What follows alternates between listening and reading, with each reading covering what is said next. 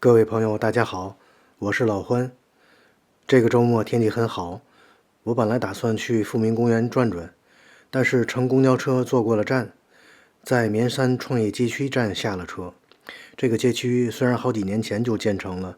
但是我从来没有来过，不如今天就趁这个机会逛一逛。棉三创意街区坐落于天津海河东岸，是在原棉纺三厂的旧址上，由近100年历史的老厂房与临河新建综合体组合而成。这里是天津棉纺工业的重要遗址，如今已成为时尚新潮的创业街区。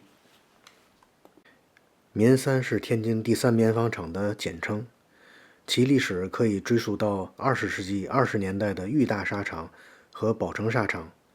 当时，天津市清政府推行新政的实验基地，兴办实业的浪潮兴起，这2个纱厂在海河岸边拔地而起。建设时邀请了留洋回来的国内著名建筑大师庄俊进行设计。车间是砖红色的锯齿形屋顶，窗户从车间北侧起几开窗，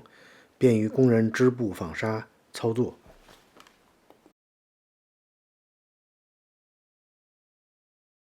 1950年，宝成裕大纱厂正式更名为天津第3棉纺厂，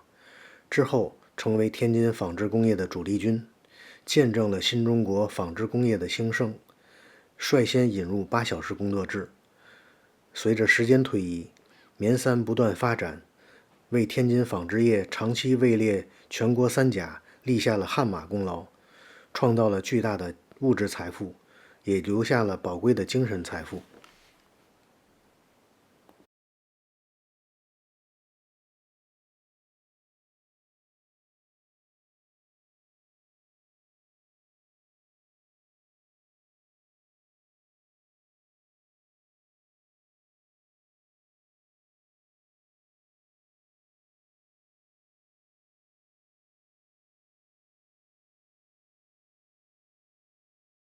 随着天津市整体规划和工业结构调整的要求，2007年棉三进行了整体搬迁。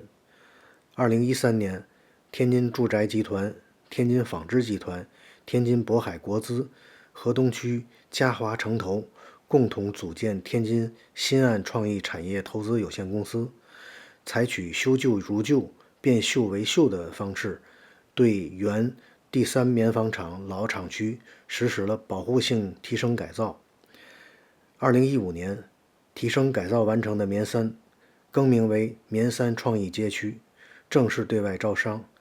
成为天津首个集创意设计、商务咨询、艺术展示、新媒体服务等为一体的新型创意街区。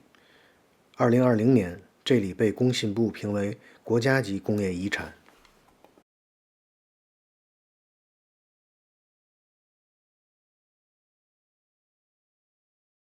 下午4点多到5点，总共待了大约1小时，喝了3杯茶，消费81元。整个街区感觉冷清，基本上都是各种公司，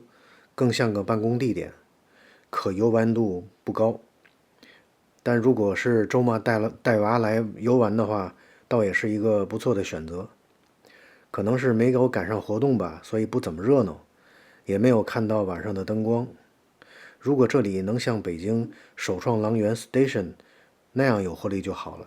人家也是北京纺织仓库改造的，天津的棉三还要继续努力啊。